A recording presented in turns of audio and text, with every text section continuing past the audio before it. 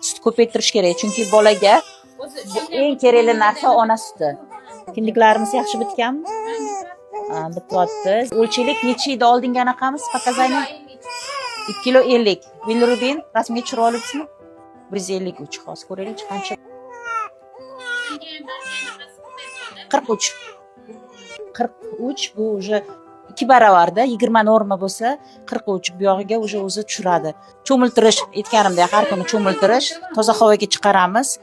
Quyoshda masalan oynadan ochdik, quyosh tushdi dedik, u unaqa tushmaydi. Unaqa foyda bermaydi. Ko'chaga chiqib, прогулка quyoshdan qilsangiz yaxshiroq. Masalan, bilirubini ko'p bo'lganda ko'proq uxlaydi, yaxshi emmaydi. Bilirubin tushgandan keyin o'sha harakati ko'payadi, emishni boshlaydi. To'ymayapti hozir.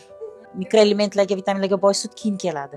O'sha uchun ko'proq emizishingiz kerak. Oxirigacha emmasa, sog'ib tashlang, yana ko'payadi shunda. Kam emsa agar. 50, 420, 120 kiyimlarga olib tashlasak, 3 kilo 300. 100 gram kam qo'shibdi. Yig'laydi-da qorni to'ymagandan keyin boshqacha yeta olmaydi sizga. Yig'lab aytyapti, to'ymayapman ona deyapti. Ko'proq anaqa emsa tezroq sariqib chiqib ketadi.